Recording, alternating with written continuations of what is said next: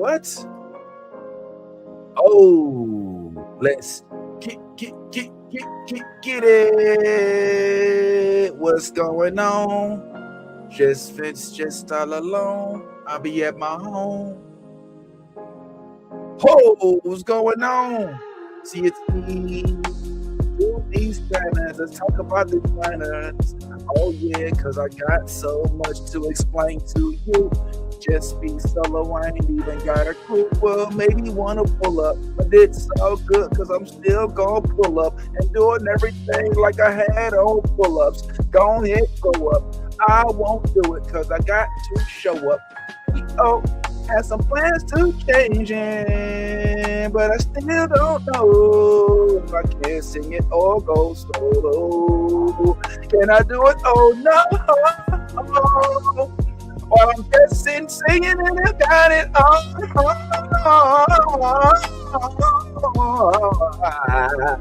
yeah. What's going on, Fernando?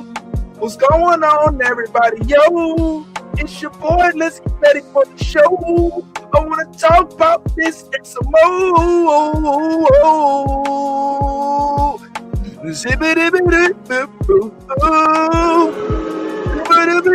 All right.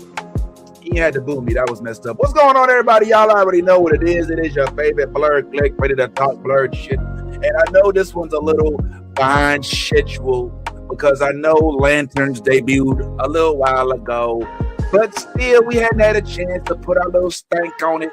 So I wanted to get an opportunity with everybody to just come on and chat about how we felt about it and, talk about, what we love, what we may not have liked, and what frankly do we think about it. All right, so Mr. John Pierre, Aaron Pierre is now playing the role of one John Stewart.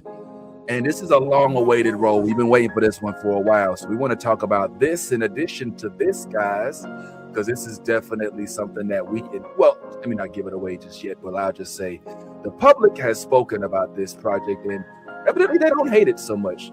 So let's chat about that. Let's also talk about this new season of Star Trek's Strange New Worlds, in which they're doing a lot of crazy things. If y'all are watching, you'll notice that they actually they use puppets. Is that cool? Are we cool with them using puppets? We'll chat on that a little bit, and we'll also touch but not dwell on the topic of the fallen. Unfortunately, if y'all were a fan of the Heroes show coming up, then you probably recognize Hayden Panettiere as the cheerleader, all right? And she was the one, Hero said she had to save the cheerleader or save the world. Save the cheerleader to save the world. Unfortunately, it sounded like the cheerleader didn't get saved, so we'll get all into that, guys. But first, of course, like I said, we will start off with the lead for today, which will be the Lantern Corps. But I'm your boy, the real Vince Taylor. Don't go nowhere. Face coming up on screen in a second. Who he is, though, bro? This is Thugnificent telling everybody to tune in to New Blurred Order, my nigga. The best podcast on the planet Earth, nigga.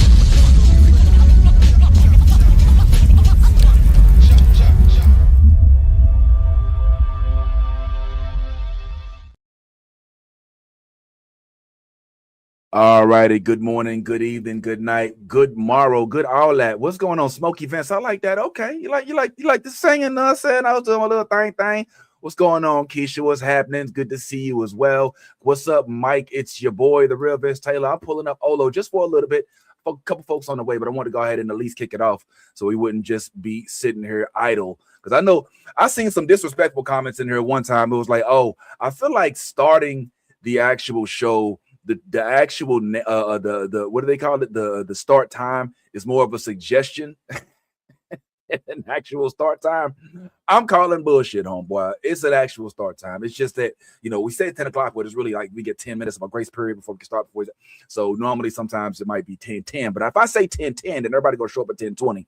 So 10:10 is where we end up starting off. But anyway, it is a glorious, magnificent day because, yes, we are one day before the second episode of Lanterns debuts. And I gotta say, guys, I just watched this show again before we started the show. I just wanted to watch it again just to recap.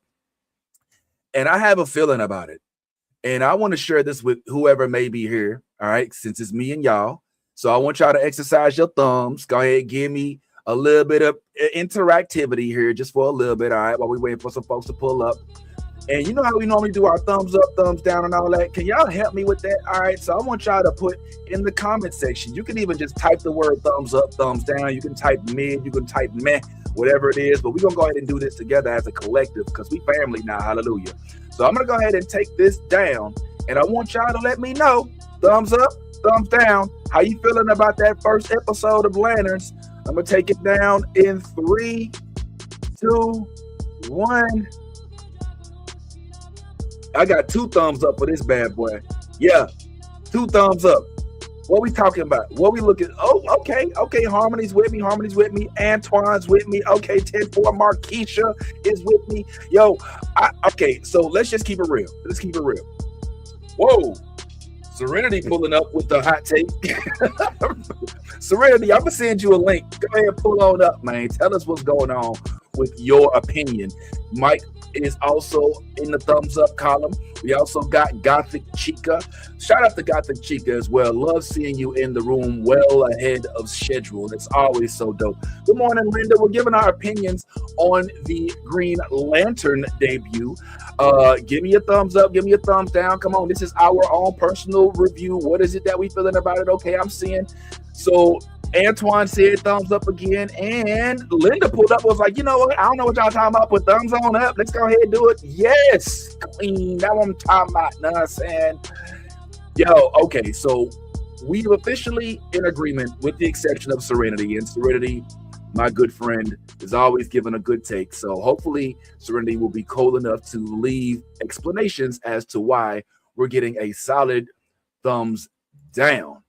That seems wrong. That's a harsh thumbs down. That's a hard R thumbs down. I don't know if that's the right answer or the wrong answer there, buddy. But we'll talk about it. So let's get into this. What is it that we love about Lanterns? Well, I think I know what the ladies love the most is probably the fact that they get a chance to gawk at one of their most attractive superheroes for the time being. And it actually is a pivotal role. Let me just keep it 100 with y'all. This show was not one that I had high hopes for. I was frankly thinking like, man, I don't know, man. They might not get it right. They might go ahead and try to change up all of the culture. They might make him into something he ain't, all that other stuff. You know, the usual things that folks will get a little bit nervous about.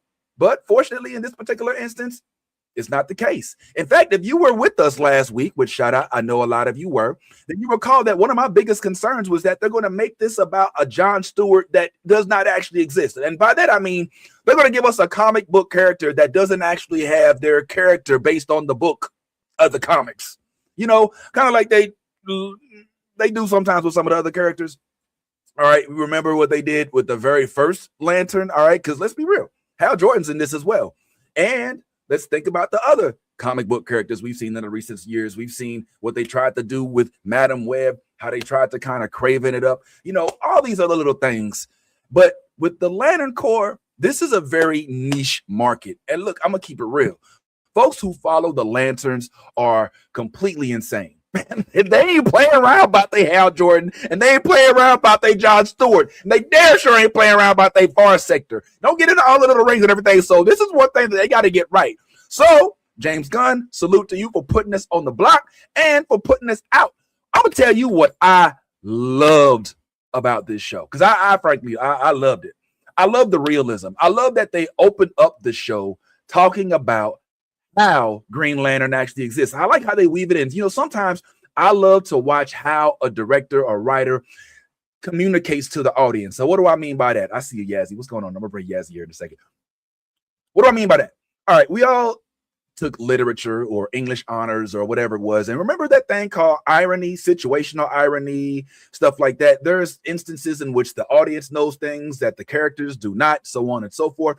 But how do we learn? Well, I like it when I learn how the writer wants to depict whatever it is that happened to the audience without doing it in such a crass way. Instead of giving us the long Star Wars notes about long ago in a far, far galaxy, what they did in this particular instance is they had the Green Lantern show up and tell each other the story. He's like, yo, tell me, how'd you get the ring? Well, remember, just showed up, and then he was like, he might have said, help, fuck, or good luck, or whatever. There's a whole lot of stuff. I like that. And then he had to explain to the lady that he took to the parking lot, oh, yeah, by the way, spoilers. Did I mention there's going to be spoilers?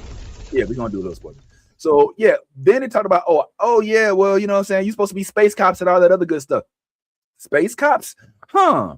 Well, it seems like the good news is that in this realm, this is not the Peter Parker realm. Good morning, Yazzie. Good to see you. I hope all this is well with you. Yay, it's Yazzie, everybody. Yazzie's here. Yazzie, you saw the lanterns, right? Yeah, I saw the lanterns, yes. And I rewatched it this morning so that way I can make sure like I was good. I was good on so we could do one. I'm not at like 100%, but we can do one. Okay, thank God. Oh, that's awesome. Okay, this is my favorite part of the show. Okay, good, because I was about to get into what all happened, but I don't do it nearly as well as you, Yazzie. So thank you so much for showing up, because you're the only one that can break it down.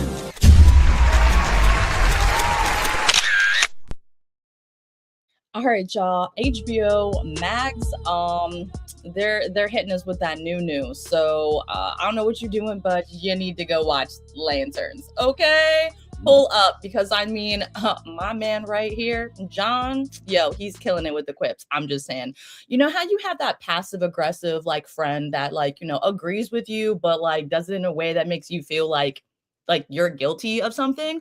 This is perfect. It is all the things that you needed. I'm talking about that brotherly, like boss type love, you know what I'm saying? And hate. This is the vibes that Hal and, John are giving us.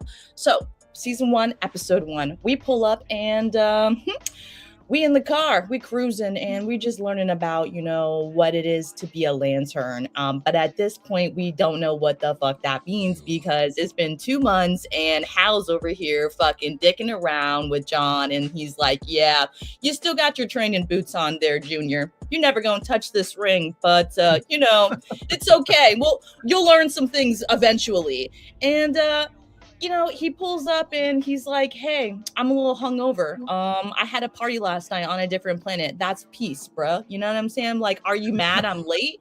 And of course, John he's a soldier. That man is on time. Like, you 5 minutes late, like, you indefinitely fucking late type shit. This man was waiting on the corner for him, like, waiting for the school bus, and Hal just pulls on up all drunk and hungover and is like, get in, let's go for a ride, brother. And they just, take off into the desert. Well, while we're driving, Hal's like, you mad?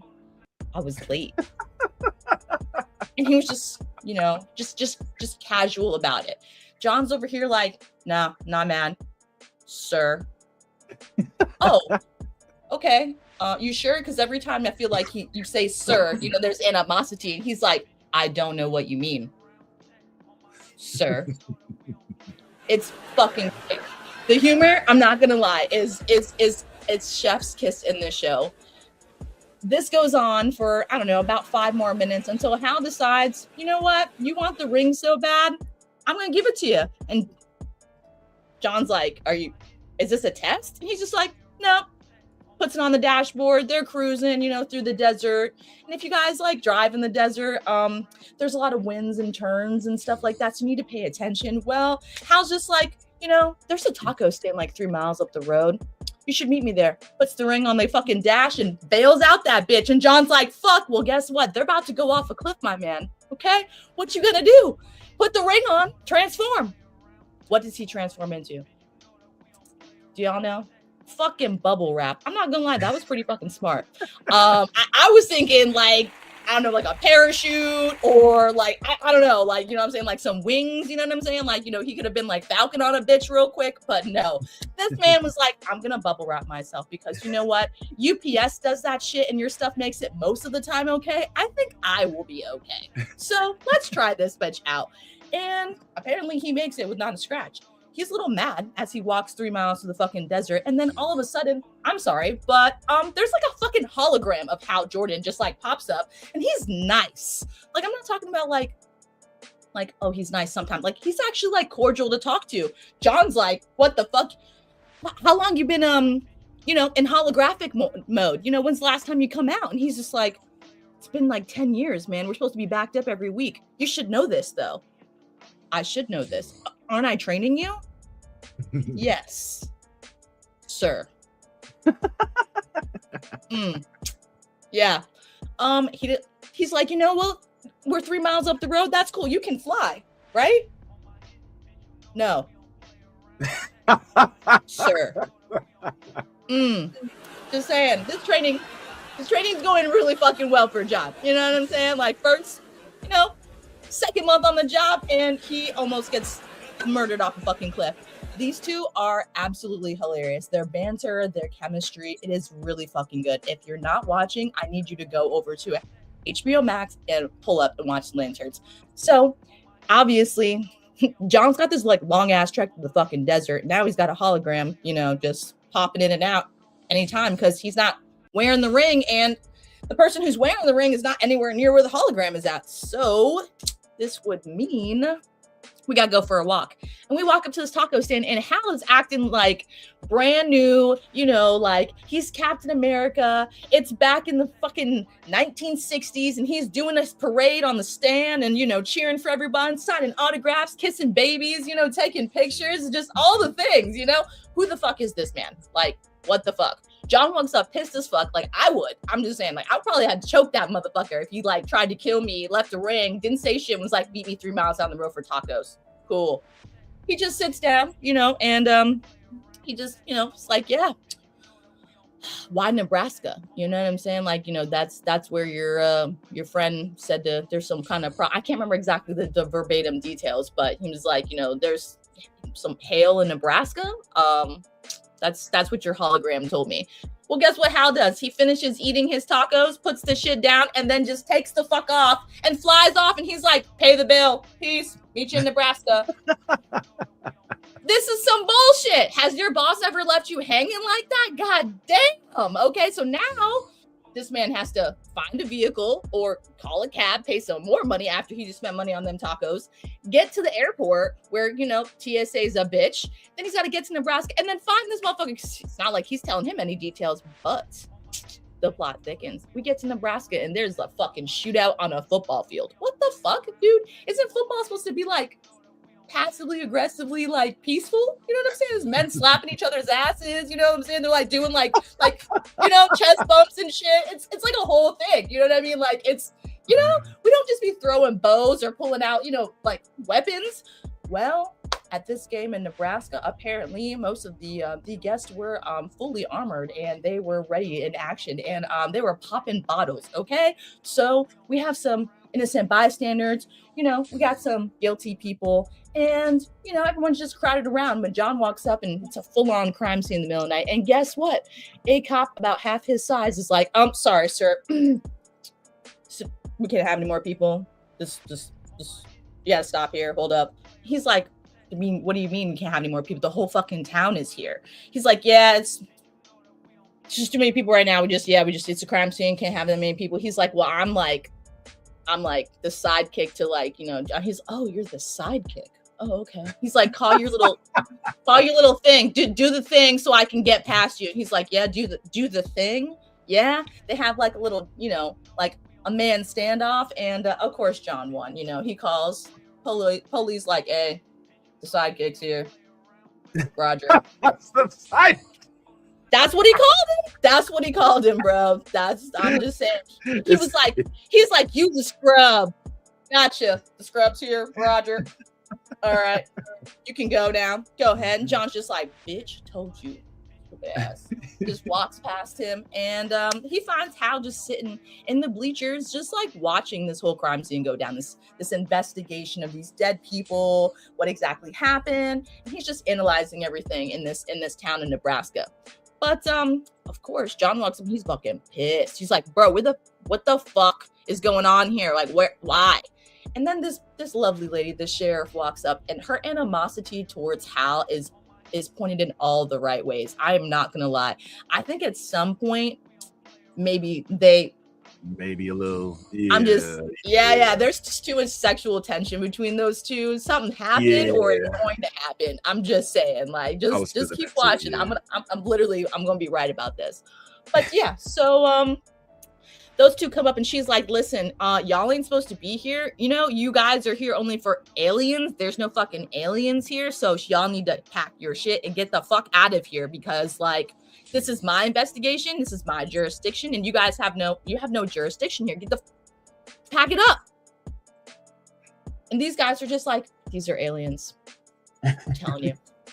Bitch, you don't know. These are aliens. Oh, they're aliens, she says. Okay, they're aliens. Yeah, sure. I just see a bunch of dead people laying down. He's like, I swear to God, dude, they're aliens. Well, she tells him to, stay out of her shit, and she walks the fuck off. And what happens next is crazy because, John's just trying to be a good Samaritan. He's just trying to, go and make sure everything stays peaceful. And he sees some shit that's a little off. He finds a sweatshirt down on the floor. That's the same sweatshirt as the people who are dead on the football field. He's like putting two to two together. There's some dude freezing over here, just trying to like blend in. You know what I'm saying? Like, there's some sketchy shit going on. WPS. Well, guess what? The sheriff walks up and she's like, "What are you doing? You're what? We just had this conversation, bro. I just told you don't be putting your fucking feet on my field." He's like, "There's foul play. Some shit's about to pop off. I just want you to know." And she's like, "I know this. Shut the fuck up." He's like, "I fucked up, didn't I? Didn't I tell you to sit your ass down?" That's the look she gave him. Swear to God.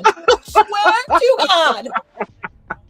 It was beautiful. I am not gonna lie. The body chemistry in this show is fucking amazing. Like, kudos to the actors because I'm loving this shit. It was so fun. When you do some stupid shit and your mom's right there looking at you like, "I told you so. I fucking told you so." And you're like, I didn't mean to. My bad. Well, right. Guess what? John's like, "Well, I fucked up anyway. Let's go for a fucking sprint after this motherfucker." Because what does he do when he gets, realized that he's bad? He fucking starts running normal bad guy shit. And I'm not talking about like normal running. I'm talking about this motherfucker took off like he was running a fucking like a derby, like a fucking marathon. He was gone, and John is just trekking after him. And then what the fucking cop was too? It was like, bro, it was like a wild coyote fucking like rat race. This shit was insane. They're running through buildings, all kinds of shit. And then guess what? John pulls some Houdini shit, pops out of nowhere, and just decks the dude in the face and takes him to the fucking jail. And guess what? We still can't talk to this motherfucker. Because the cop's like, "Thank you." Bro, she came out of nowhere. She Bruce Lee'd that motherfucker on the floor and cuffed him so quickly. Like, what? She was way behind them. How the fuck did she just like out of nowhere on the ground fucking just cuffing him? Just like, she was quick. She didn't even like, John didn't even have time to like try and apprehend. He's, you know what I'm saying? Look at John. Look at her, bro. She's stealth. I'm just saying, like, give that woman some credit. All right. That's a good police officer. She takes him into custody and she's like, "You can't talk to him." Well, what does Hal do? He's like, "Let's go to the bar. I'm going to make some money real quick out of my ring, counterfeit, and just stick it in the jukebox and play the same song 3 times so these guys can kick my ass and I can go to fucking jail and talk to the guy that I'm not supposed to talk to. Let's fucking go." But of course, I just want you to sit back and relax and watch because you're the sidekick, okay? So you sit, you watch, don't do anything. Hold my ring, though. I'll be back. Yeah, he literally gets fucked up by like 8 Nebraska people, just casually. They go to jail and he gets locked in the closet. I mean, and then guess what John does? John ends up meeting this beautiful lady at the bar for like 2 seconds, and then he walks her to her car. They have, one night stand, so he thought. And then in the morning he goes to the police station to go bail his man out, and all this shit happens. Like, maybe he is an alien, maybe he's not. I guess we have to find out. If you watch that shit, if you tune in, you will find out. And guess what happens when an alien gets a cyanide pill, or like what do you think an alien cyanide pill would look like? How would they go out? Would it be biometrical? Would it be like tooth? You know what I'm saying? Like, would it be like they would, think about it and it would just, you know what I'm saying? Like, oh, that's a good question. You know what I'm saying? I think we should all be asking ourselves this right now. Like, how would alien cyanides work? You know what I'm saying? Good question. So yeah, we in jail, and he's getting questioned, and Hal is actually really fucking smart. I'm not gonna lie. Apparently there are 14 different aliens that can pass as human beings. 14 that we know of. I'm talking about organs. I'm talking about bone structure. I'm talking about like tissue, everything. We find out there are fucking 14 aliens that can pass as human beings. This is some insane shit. Who can be an alien, bro? Okay. So yeah. So after we find this out, Hal's like, I'm gonna go investigate because I think you guys aren't right, and yeah, there's some shit going on. So you know what I'm saying? Like, you guys should let me in. But before we do that, of course, we got to have the main honcho that's inside of the town, bail them out, because he's in jail, so he's got to get bailed out before he can go investigate and talk to. Because the police is like, fuck you, you ain't talking to this witness today, bro. Like, not today, no. And guess who gets bailed out? It's the same dude who John just had sex with his wife.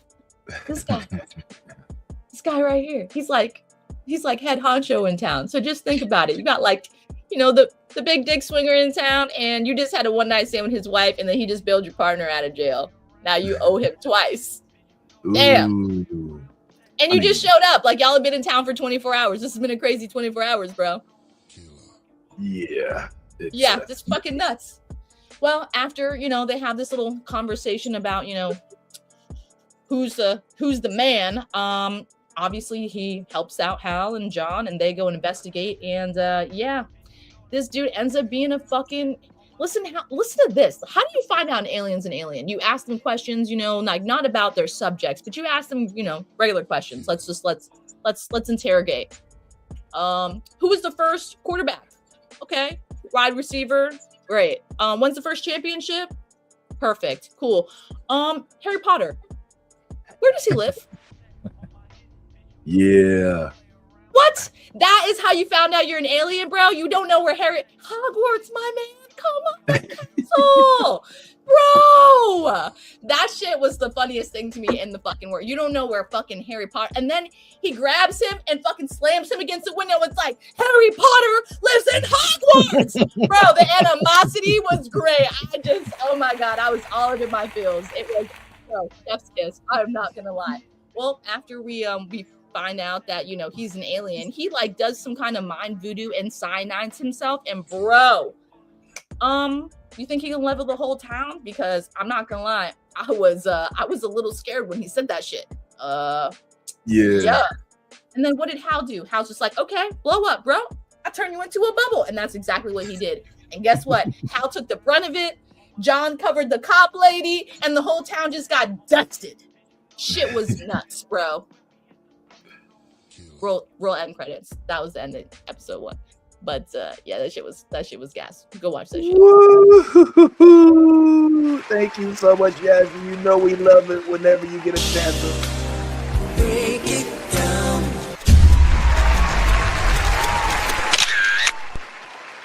Oh, so you touched on pretty much the overwhelming majority of what I wanted to talk about, man. I mean, there's so many things about this that first of all, I love how realistic the show is. Yes. Sometimes you watch a show about superheroes and it just feels way too fantasy. It's so outside the realm of reality that you just kind of like, all right, yeah. I mean, don't get me wrong. I love Rings of Power. I love Witcher. I love all of those shows.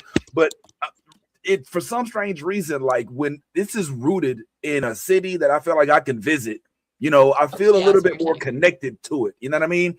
I love the fact that they went last week. One of my gripes, one of my concerns was I said on the show, I said, yo, what I'm looking for from the Lantern Corps is I'm looking for it to be a John Stewart origin story. Essentially, that's all I really wanted. I wanted a John Stewart origin story where we can talk about how he becomes the Lantern, how he gets it from Hal Jordan. And that's what I was afraid of. I was frankly like, I don't know if they're going to get that to us, right? That's exactly what it is. That's exactly what it is. It is literally exactly what it is. Yeah, it's like they even start by showing us the weird ass relationship that Jon Stewart's father of military background has with his family. Did you see how afraid they were of Pops getting home? Yo, now come on now, yes. Now, like, yes, me and you, I think I ain't gonna lie. I don't know how similar our upbringings was. I ain't never cussed at my mom.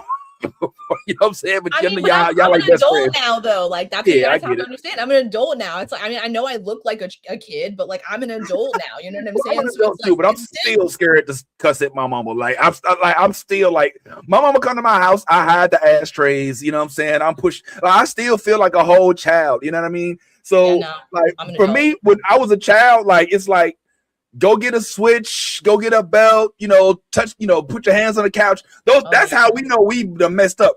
This dude told his son to go out to stand by the shed with an apple on his head while he shot that shit off. Yes. That shit was amazing. I'm not gonna lie. Nah, I don't know about you and your upbringing. But I'm a military kid, but like, my parents weren't that crazy. I mean, you know what I'm saying? That constitutes 100% mental and physical abuse. That's trauma. Like, how do you tell your what are they? What are they again? You don't. The DCF. Yeah, how you tell them like, yo, my dad, like. Oh, so does he harm you? Does he beat you? No, he never harm me. Every time he tries to, he misses.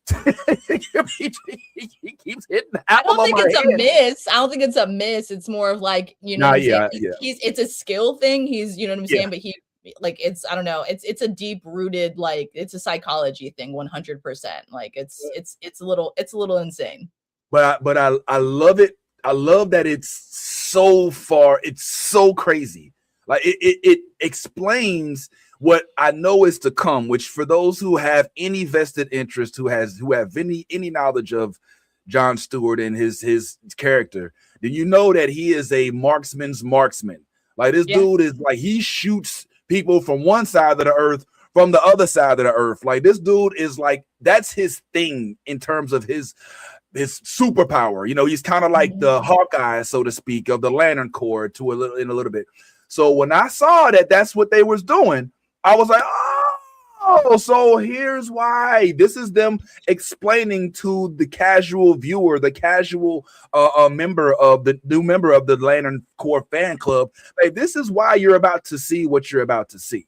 So I loved that aspect. I even loved the fact there was specifically one quote during his scene where he was going into why it is, because they were sitting there watching Hal Jordan on TV, and it was like, all right, well, what was so interesting about it? Well, when they actually started talking about what it was that was so scary to them, it was the father, when the father was coming home, but he interrupted. He had to turn off the Hal Jordan from the TV because that's what they was afraid of. Like he wasn't supposed to be up watching that TV and all that. Anyway, fast forward now. He calls his dad. Remember this, Yaz? Yeah, he did. He was a bitch. Like, when he was mad about it, he's like, man, this motherfucker got me walking and shit. You know what I'm saying? That's one of my favorite things about it. Like, it's like, wait a minute, what? There's what? In where? There's people where? In Arkansas? What? He's like, all right, I gotta go. And he's like, motherfucker. So you can see him like going on like Expedia, like, all right, man, book me a flight to Oklahoma and shit. Right? Literally. I gotta go to you ain't got no TSA pre-check or nothing, and you sitting there waiting in the line for security. He gotta go. He gotta get a ride. He already called dad to complain about him having to walk. Dad don't want to hear him having to complain about him having to fucking fly. You know what I'm saying? Like, you hurt. Okay, well. and here's the part that I think people ain't really even paid. Like, in this flashback that he had when he was a child, one of the things he said was, he was like, listen, he was like, listen, as a, we are not allowed to have, temper tantrums. They are. This is him explaining to a young black child, which is the talk that a lot of black parents have with their kids. Listen, there's two sets of rules.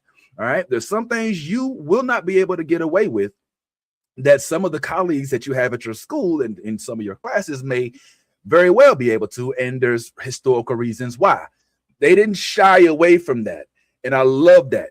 They're not just trying to make Jon Stewart some dude who just happens to be black. Nah, he's a black man. You know what I'm saying? He was raised and he came up in a militant black family that understands the rules and is willing to work around them to get to where it is that they're trying to go. And I love that about him. And I also love that I love that his dad, the same one who's telling him, like, you don't know that same rules, is also saying, like, yo, follow the rules and just do this. You know what I'm saying? Like, yo, he flies away, go get a plane, go get a flight. You know, like, he's actually still trying to coach him to stay within the ranks of what it is that a military personnel has to follow. He's like, yeah, look, I know this ain't your cup of tea, my man, but yo, ain't shit in life easy. You know what I mean? And so it's just like, I love the fact that Pops is still around. You know, a lot of these superheroes, they characters have the parents that have this accident, or they have some sort of, you know, blah, blah, blah, blah, blah, you know, oh, my dad died, you know, and now I'm a superhero. Like, those people still around. You know what I'm saying? And I love that we have a major time jump in this first one. Yes. We started off 1996 is where we started. We started in 1996. We jump ahead 20 years. Wait. Yeah. We started in 96. We jump ahead to 2016. That's when they met the alien dude. Correct. All right. So the alien, that's why it was funny. He was asking, he was like, so what do you think about Barack Obama? Barack Obama, he's the president. He's like, oh my gosh, that was so funny. That's all you gotta say.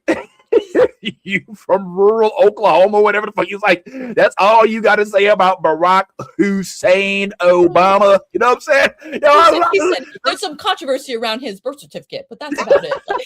There's some controversy around his birth certificate. I love it.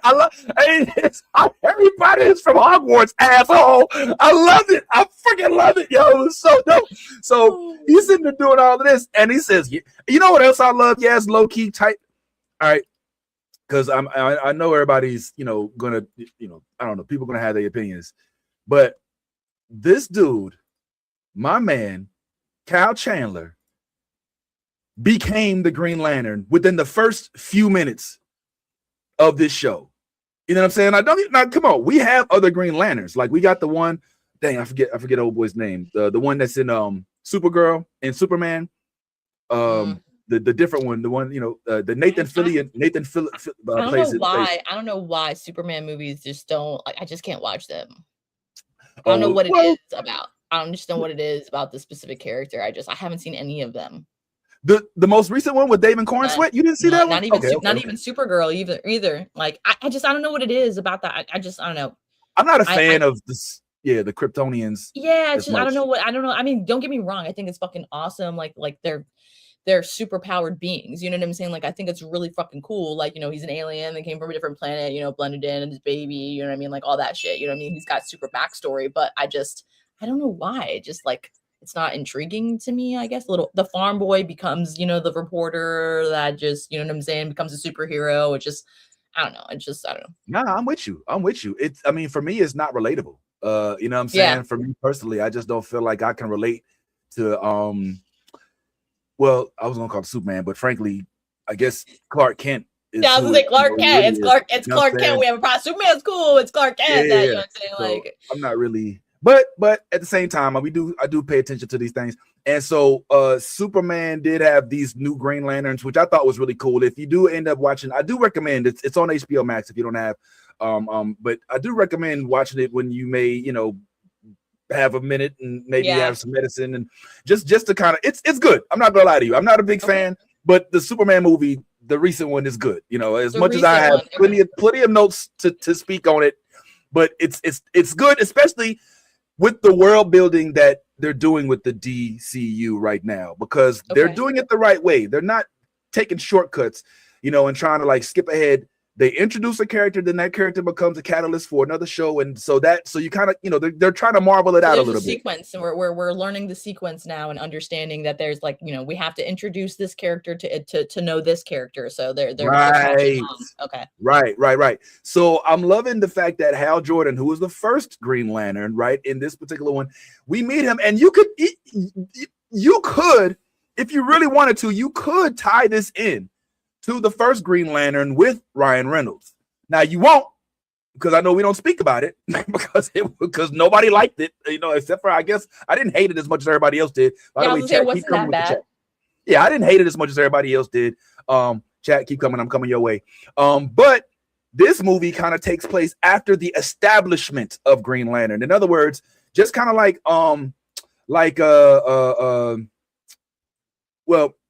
let's just say some other movies where the hero is well known. It's not a secret. There's people taking selfies with him. A dude even asks him at the lunch at that little taco stand. He's like, "Yo, why you don't use the suit anymore?" He's like, "Oh, like when you wear a tie and you think you're cool, and when you grow up, you're like, it's just a tie, blah, blah, blah." But basically, when he flew off, they was like, "Oh, like I think that's cool because it's like realistic. It's like he brings a world in, like we could actually have an actual Green Lantern." So I love how all of that is happening, and I want to also say this, even though this is kind of weird. I like that it's adult. Okay, I like that it's an adult show. Okay. And what do I mean by that? All right. We could have had a Marvel-esque type of show where nobody screws anybody else's wife, where they don't show it and actually give us a sex scene in the first You season. said that so bad. Oh my God. That was wow. I mean, we literally in the first episode, Jon Stewart plays the role of Mr. Non-Cuckold. Okay, but he didn't know that she was married. Did she have any indications? Did she say anything? Nah, she said, "Walk me out to my car." Now, would a married woman say that to John? Oh, well, only a married woman with a long leash, and clearly there's some. They have an agreement, so to speak. The loofah. Because yes, they. I mean, listen, this was so casual, and this. Yes, she didn't say like, "Yo, here's my number. Oh, here's my Instagram." She's like, "Yo, walk me to my car." You know what I'm saying? Like, yo, and she knew all about him too. Like, that wouldn't freak you out. Like, if I pulled up, it was like, "Yeah, hey, Yaz from the New Blurred Order, who also works in homes and things like that out there in Volusia County." No, you'd be pepper sprayed. Like, she was like, "Yo, you're a space cop." Pepper sprayed or have a gat in your side. Like, no, right. The pistol would be right there. Like, if you don't walk away from me real soon, okay, like, yo, your organs will be rearranged right now. Like, nah. I'm not gonna lie. A small part of me, and y'all tell me how y'all feel about this. I thought about making this a question that I could ask, but a small part of me wanted to be like, "Come on, John, man. Come on, bro. come on, bro. You can do better than that, bro. Where's darkest day and darkest night keep you from these hoes at night, my nigga." Like, I'm sorry, but he was at the bar in a random town. She's where he doesn't drink. Exactly. He doesn't drink. Okay. Like, you know what I'm saying? He just had to listen. This man has all this pent up. Let's talk about this real quick. Okay. First of all, he almost got killed by his partner.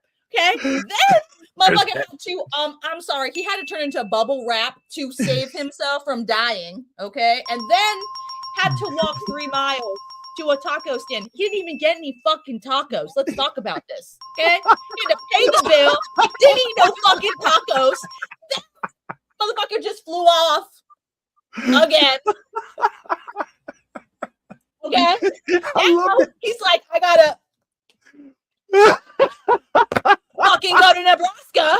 Let me get an emergency exit seat, please." You know what I'm saying? Bro. So this man had some pent up frustration he needed to get out. And you know what? I'm sorry, but if it's after midnight, everything is closed, and Taco Bell is open, and you're like, "I'm hungry."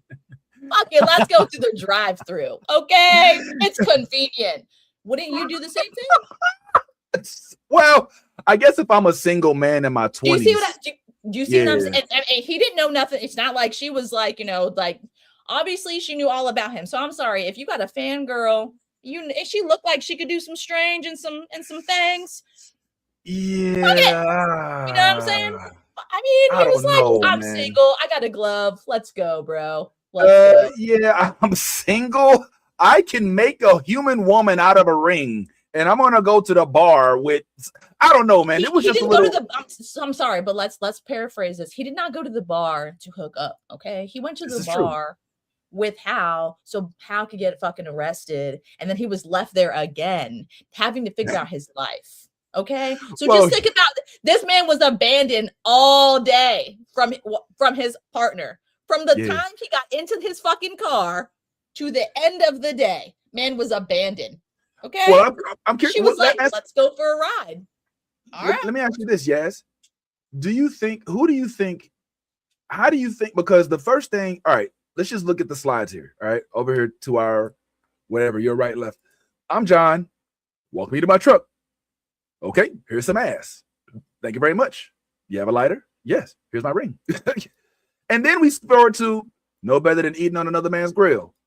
Oops, look at that look on his face. And then it's like, yeah, I think I might have screwed his wife. How does he know? That's my question. Is it a matter of him having a confession from her when she comes home? Oh, by the way, that Jon Stewart guy that you're trying to get to talk to, I gave him this ass. You know what I'm saying? Honestly, or does he have cameras? I think it was a setup, like husband and wife setting them up. You see what I'm saying? It just was too nefarious. You see what I'm saying? Like he was just too friendly. You know what I mean? Like don't get me wrong. Like, you know what I'm saying? If you got two dudes, like, you know, in your town, and you know one of them just fucked your wife, would you be? Oh, I got you know, tofu steaks for you, brother. Don't worry. I'm sorry, but like I don't know.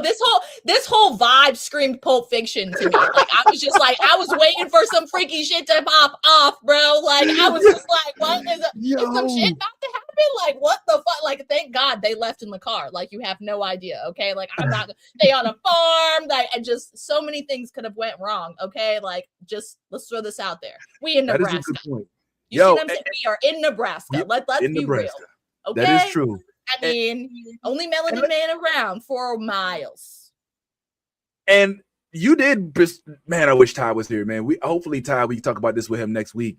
But they're especially at a certain age and a certain, you know, income level, there's a culture of, you know, monogamy. Wife sharing. Yeah, monogamy. You can say it. You know, polygamy and what they call the lifestyle. And, you know, when you get to a certain age, it's like, all right, well, now, you know, I want to, you know, try something different. And it did reek to me of this. And this is how we get down. I can do what I want, but I am going to give you this to get you to come to my side of an argument or something like that. It felt very strategic with benefits, you know. And then let me fast. Go ahead. Yes. No, I'll let you finish, and then I'll cook. Okay. My next thing is I was gonna say I also was frankly slightly what's the word? Impressed by his take on colonization. You know, he basically he said, look, I study history. All right, and this is how it works. First, you send out a couple feelers. Next thing you know, all the indigenous are gone. He's like, right now, there's aliens, and they done sent out some feelers. Next step, I don't want to be here for that. And I'm getting like, so he's basically got a militia that's ready to kill all the invaders' aliens. You know what I'm saying? And it feels like he's trying to get Hal and the other space cops, you know, in the Lantern Corps to help him identify the bad aliens so that he can, you know, straight up, you know, or, you know, militia them up. You know what I'm saying? He could go full, you know, January 6th, whatever. I don't know. Just get everybody and just and so it's an interesting array of characters that they got here, man. They got a dude who's like a good guy, but a bad guy whose wife is evidently on the chopping block and up for grabs. And then they got like a cop who's like, nah, I'll fuck with y'all, but I don't fuck with y'all. You know what I'm saying? Type thing. And, you know, it was just such a good, there's so much we learned, and it wasn't at a pace that was like, yo, man, I can't keep up with this story. Like I was there for it. And then by the end of it, they do another time jump.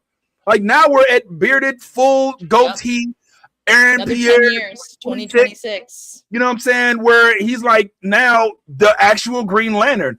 And if that's the way we're going about this story, as chef's kiss. If we're about to get 100%. A story that's basically like what's the other show? Paradise. Yeah. It's Paradise. We segments so that way you see where we started, where we're where we're at, where we're going. You know what I'm saying? So yeah, it's chef kiss, like 100%. Like, I'm not gonna lie, I did not see the ending coming. I didn't want to spoil it for the people. I wanted you to go see it. That's why I didn't say what happened at the very end, because like, that was, you know what I'm saying, if you know, you know. So watch that shit. But yeah, like it was intense. I'm not gonna lie. Like, this show, the parallels are amazing. Okay, so this is what I'm thinking is going on here, right? So, all right, 10 years ago, Hal got his powers in Nebraska, right? We got this militia dude who works for this unidentified employer that he has to sign NDAs for, and he can't disclose any information about the organization or what he actually does for his employer, but he makes really good money. And we know that the aliens are plotting in Nebraska. I'm no serious here, but I don't know. This whole interaction with John at the bar with Hal, it just kind of seemed like it was super planned. Let's use, the Gilf grandma to go and pick up John while Hal gets arrested. And my daughter-in-law who owes me, who's the cop, basically I can use her as a pawn to get Hal anything he wants to make him owe me. So that's now twice he owes me, because I bailed him out of jail and now I'm doing him a favor. I'm just saying, the plot thickens, my man. You know what I'm saying? Like, it's just, I don't know. This whole interaction with this couple, it just seemed very nefarious to me. Like, from the get, bro. Like, she was just sitting there at the bar listening to their entire conversation. It's not like she was like casually like talking to other people and shit like that. Nah, bitch was sitting literally arm's length away, casually just having her drink, listening to the entire conversation. Okay. And then all of a sudden she's like, walk me to my truck. I'm leaving now that Hal's gotten arrested and he's not going to stop you from having sex with me. Let's go. But I just honeypotted you and trapped you, my man. So now that's 3 times you owe my man. You see what I'm saying? I don't know. There's just so many parallels to this shit, and it was so good too. Like, I had to rewatch the first time I watched it, because I was like, I'm sorry, but did you just honeypot his ass? And he just like, he was just like, let me light your cigarette for you with my ring. John, get your shit together. This is why you the sidekick, bro. God damn. God damn. That's all I'm gonna say about that. So I'm just saying, y'all need to watch this show because the plot thickens. Okay, like goddamn. Just listen. Okay, Hal had no fury like a woman's scorn. She did that shit on purpose so she could use it against her husband if she needed to, and she could also use it against John. So think about those things. Do you see what I'm saying? It's not one or the other. What does she want? That's another thing too. Grandma just be popping up out of nowhere at the right time. On the farm, at the bar. I'm just saying, this bitch just, she just got that. You know what I'm saying? She like, I'm gonna put that good on you, and then I'm gonna show up at my house. And you teaching my grandson how to throw a football, and he's like, Grandma, look what I do, Grandma. Look, John just told me. She's like, very good, honey, very good. Yo. Oh man, all right. Okay. Well, I think we've successfully kind of, for those who did watch the show, paint over a lot of the things that we enjoyed. I'm not gonna lie, like me and you. Well, I don't know.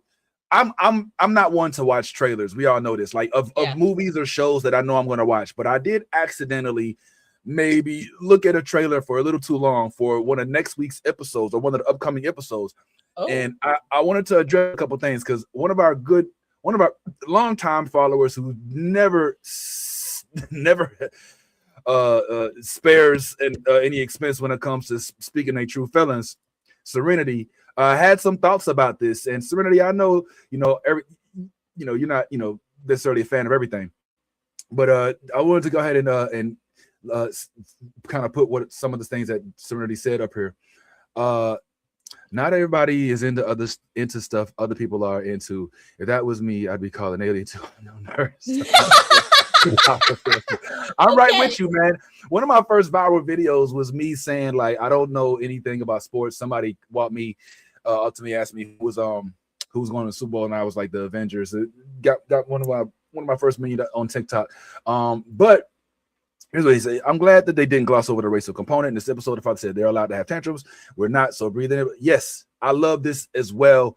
And this was one of the things that I thought was something I was a little scared of, Serenity. So I'm glad you brought this part up. You know, it's really awesome when you have a diverse cast that delves into the complexities of the diversity.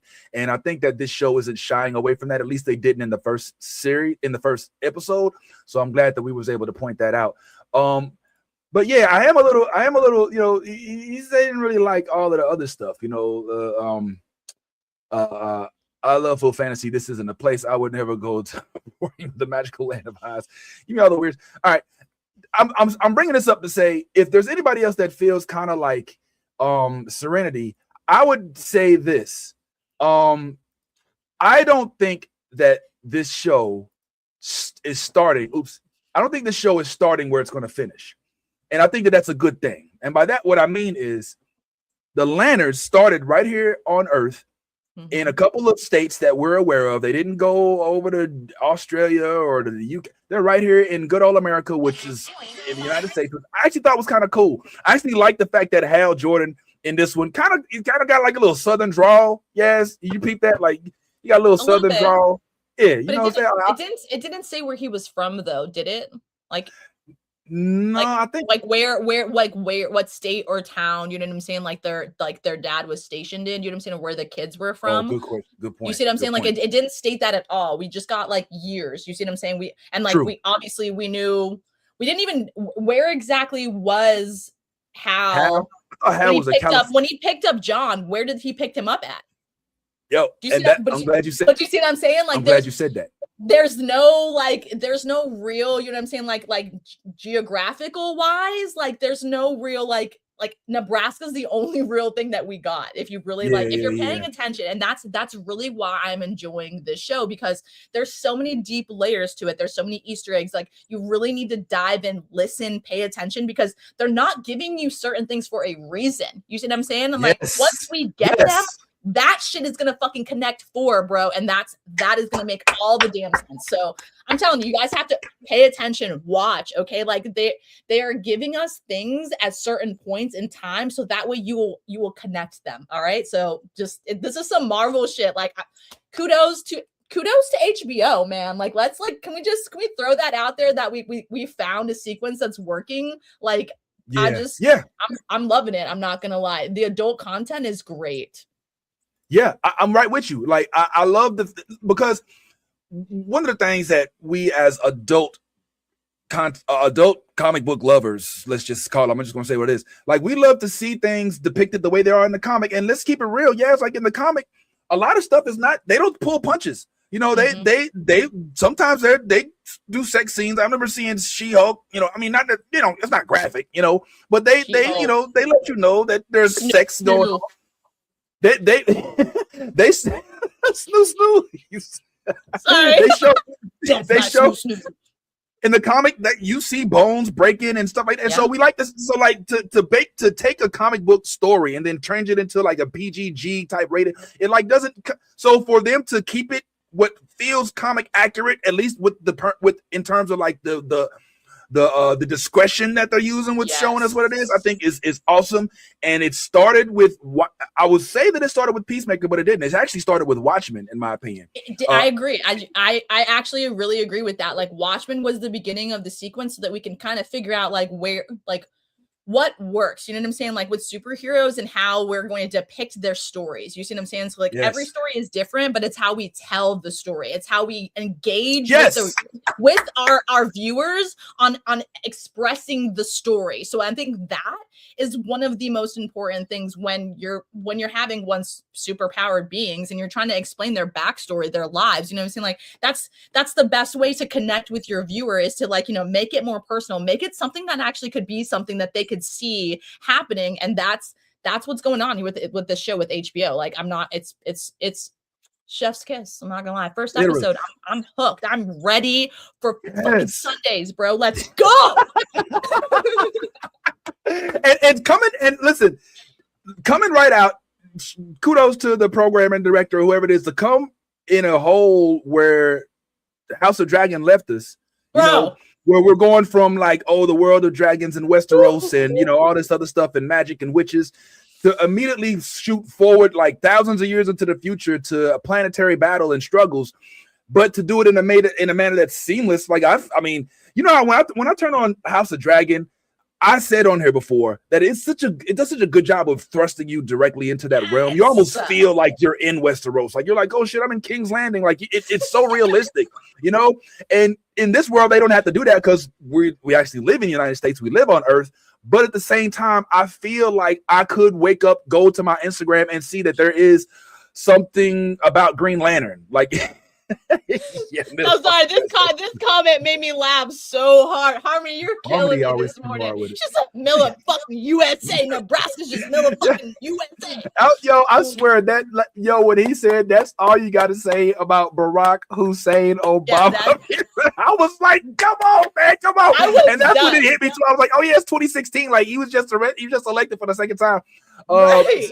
No, he wasn't elected for the second time. Excuse me. He was just going out of his second term. So yeah, man, Chef's kiss to all this. I'm looking for, like, now that they've done this, now I'm looking forward to the next episodes. Why?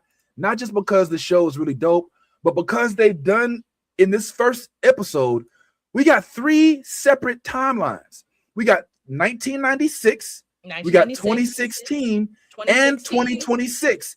Woo! And based on what I'm seeing, it feels like that is the model moving forward. In other words, we can expect to probably see these time jumps throughout the season. Like Hal Jordan is going to be like a part of the episodes where they're in 2016 because that's development. That's where we learn, okay, how did you end up getting the ring to the training shit is crazy. Our backstory. Yeah, we come on, this is training day. We got to get our backstory on training day. Okay, this is like right along like on crack. Yes. You know what I'm saying? Like, so we have to watch this. And can we talk about how seamlessly that they are switching between 10 years? You see what I'm saying? Yes. And the storyline that they give us in that little bit of time too with the switch. Mind you, this show is like an hour long. Literally, it's 57 minutes of content long. And they seamlessly split 3 different timelines that are over like 10 years.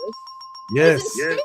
That is insane. Seamlessly. So yeah, no, Vince, you're so correct. I'm loving the fact that like his flashbacks as a kid is helping us understand the man that he is in the present in 2016. You see what I'm saying? That is thrusting us into the future, which is, obviously our present. You know what I'm saying? Right. 2026 now that he is becoming the Green Lantern. So the development, I'm not gonna lie, the writers, thank you. I needed something after House of Dragon to keep my Sundays going, and you fucking gave it to me. Thank you. Yes. And I mean, all right. Well, look, I don't know. Maybe it's been over 60 minutes that we've chatted on Lantern Corps or on the Lanterns, excuse me. And I know that's kind of like the part, but I just gotta say, like, the surface that was scratched. And the areas that they can go, again, without spoiling too much, but just from scenery wise, just look at some of the stuff that we're going to get in these upcoming episodes. Like, did you see this is a huge crack in the earth? Look at like the interplanetary stuff for my man for Serenity, excuse me, who was like, give it time. I don't like it when they over exert too much energy. Yeah, in the beginning, like roll it out in because that's kind of like what happened with Silo a little bit, which we won't talk about. I don't know if you're up on that, but I had stopped watching it because it was like pissing me off. I'm not gonna. I was like, what is going on with my motherfucker? You made me wait for that. I'm not gonna lie. Apple and I gotta talk right now because that's the only thing that's not fucking gas. And what in the fuck, Apple? Like, bro. Well, like that's your meat and potatoes. You know what I'm saying? Like, like that's, it's not the small potato. That's the meat and potato. Like, what the fuck? I got some words about that. But my point is like in this particular show, like it just feels like all right. So if a show is like a Russian doll, right? Okay. And you're supposed to take it Layers. off, and every layer you take it off. Then at the very center of it, it should be like a treat. Like, oh, okay, now like with this is like when we take off the layers, it's like we're learning more, but hopefully there's a treat at the end. It's not gonna hopefully at the end we'd like, oh, there's nothing there. You know what I'm saying? Kind of like it does with Silo with some other shows where they're like, oh, that and don't get me wrong, as much as I love From does it too, you know what I'm saying? From like they just keep you on a leash and it's like, look, we know they're gonna come back. So for there to be actually some place to go, and that's why I'm looking forward to seeing all of these different things, this void, the crack in the earth, the space. It looked like in one of the previews, I saw the alien that actually one of the red lanterns. I think I saw a red lantern, and based on some of the stuff I'm seeing online, somebody, and I want to try not to spoil. Oh, that's the scene. Oh my God, the scene where the scene where the dude gets the thing shot off his head. It's just crazy. The kid, yeah. But I mean, that's some serious military shit, though. Like, kids experience. Kids experience that. Oh my God, he shot that thing off his head. Sorry, it just came up on my screen, and I was like, oh, no, it's. But that's that's the kind of trauma, you know what I'm saying, that we bring into adulthood, you know, and it's insane, you know what I'm saying, the levels that, you know, and the parallels that, you know, you bring from your childhood to your adulthood that you don't even realize. And John's probably, I'm really hoping that they're going to touch on his mental health with his, you know what I'm saying, with this past in this story, because I feel like it'll just be that much better to help us understand, you know, like why he makes the choices that he makes. Okay. Yeah. You see what I'm saying? Absolutely. It makes perfect sense, because it's like, well, why did he stay in the military? Why did he still have that marksman? If this was something that was traumatic to him, why would he lean into that direction? So there's got to be something to kind of, but this is what I was gonna say, and I don't know if this, I can't say if this is a spoiler or not, because I don't know if this is true, but I, for one, have a sneaky suspicion that the young lady that we met may be a little more than just the wife of. That's why I've been trying to tell you, bro. That's what I've been saying. But I think she may. She's an alien, my man. Yeah. I've been trying to tell you this. The writing is on the wall, Vance. Okay, watch that bitch. That's what I'm trying to tell you. Okay, watch that bitch. Yeah, I think that there's some things that kind of indicate the possibility that she may be an alien. And I'll leave you with one thing that could put that theory, that could make that theory make sense. And I'll show it real quick, and then y'all can make whatever assumptions you want from it. But take what you will from this picture. And we will leave that at what it is, because that's her, if I'm not mistaken. Right, that's what I'm saying. Look, and I know this is just a photo, a red carpet walk, this whatever. Is foreshadowing right here, my man. But something about this, for whatever reason, even though she's in casual attire and she's just herself, something is giving me vibes that perhaps there's more to her character than we've been led to believe. So if this is what we think it is, Yaz, then that would mean in the first episode, we had a young man get an apple shot off his head, who had to fly Frontier all the way to Nebraska, who then after he almost died and walked 3 miles. After he bubble wrapped himself, after he got thrown off a cliff, and he finds himself in a bar where he fucks a potential an alleged alien, who's the wife of a millionaire mogul who is on a militia that he owns. And we also meet an alien who doesn't know whether he's Slytherin or Gryffindor, who doesn't have anything to say bad about Barack Obama in the rural Midwest, right?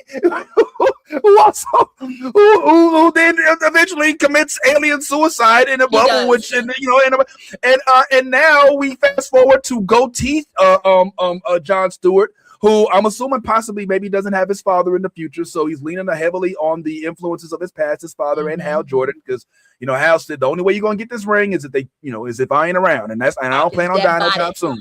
Right. So True Detective Lanterns is a success in my opinion. I'm loving it, and I can see why it's getting this kind of reviews. Look, you always should take it into consideration when the critics are rating it higher than the audience. That to me says that the folks who thinking deeply about this are like, whoa, we're looking for something to complain about and we can't find nothing. So loving it. Loving it. Can't wait for tomorrow. In fact, we may have to start watching these episodes earlier. Because I want to wait till Sunday no more. But it is what it is. That's a schedule conflict. So we will talk about that in the chat. But on to the next thing. All right, cool. Well, yeah, the moral of the story is get your ass on up out there and read and watch you, because we will be covering this on a weekly basis. So pull back up next week and we'll keep talking. I ain't done today. We ain't done. I just wanted to go ahead and put a bow on the end of this segment real quick. And before we get to the next topic of discussion, I wanted to talk about something else really, really quick. We always have every single year one of our good friends, Carl Jones, and his wife, Love Jones, on, because we love Boondocks, right? We love Boondocks. We also love a lot of other animated series, such as right now, I know you guys are probably, reeling over the fact that X-Men 97 is no longer around and stuff like that, and that really sucks. We really enjoyed that. But if you're looking for other cartoons or other animated series, I should say, to kind of love on, look no further, as I do have a project that you may want to check out, which premieres next week on the 28th, and it's called Gridlock. It's kind of like an anime, but let me just go ahead and give you this little preview, and we'll talk about it on the other side. Surveillance cameras have been popping up throughout urban communities across the country. Residents claim the cameras are leading to wrongful arrests. Today, I'm here with a woman who says she just got out of jail for a crime she didn't commit. Ma'am, can you tell us what happened? Yeah, I was coming home from bingo. Bitch, TT had won a bankroll. I was having a great day. Next thing you know, these strange shade seekers walk up on me. Who is y'all strange clear people? Thanks for asking. They are the baller blockers. They are the baller blockers. Ballers, blacks. I ain't got no drugs for you pale pirates. Get out my way. That's not what we're here for. Our community surveillance caught your old self robbing a bank. That's a 300-pound grown man. The algorithm doesn't lie, sir. They are the baller blockers. Ballers, blacks. Hold that thought, ma'am. Oh, We have a shit. developing story. Baller blockers, why are you arresting this fake superhero? Community Vision identified him as a white racist supervillain named Cracker Man. Huh? Sir, is this true? What did you do? Nothing, man. Boo-boo, the plan is going perfect. We're using the surveillance to track people and alter the surveillance to arrest anybody we feel like. We can go after the best and brightest in Brown Sugar City. Excellent. Once they get a record, nobody will hire them. And once they go broke, they'll have no choice but to join my game. Did I tell you to laugh with me? You think I'm a clown? I mean, yeah. Gridlock can't stop my plan if I know his every move. Well, Ghetto Pat, it looks like nobody popped their balloon. You can pick whoever you want. Community Vision identified you as having 25 kids with 25 baby moms and not paying any child support. What? I'm a superhero. I don't got no kids. How about you be a superhero to those kids you got, bucko? I'm a superhero. I ain't got no kids. I think this I'm was gonna a cut. I'm gonna need some backup for this one. Call your backup and meet me in the back. I'm gonna call my cousin. Call him. Watch this though. The Watch criminal this. and his cousin are coming. More fake arrests and more surveillance for us. Oh shit, that's the cousin?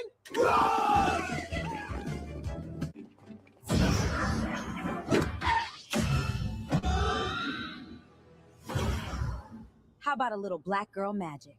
Okay. Amen.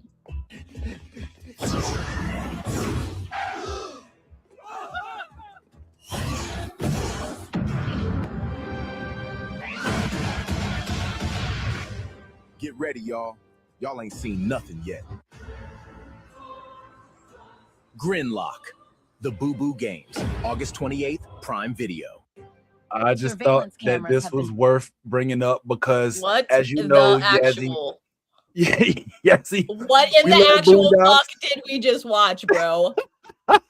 Yo, all I'm saying is I've been waiting for something like this for a minute. This feels very. I'm not gonna lie. I don't have all the background information that I will as I keep delving into this.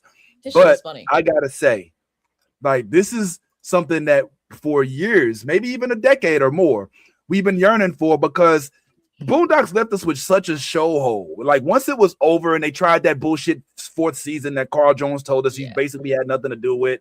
Well, I don't know if he had nothing to do with it, but you know what I mean. It wasn't really, like the first 3 seasons. Yeah.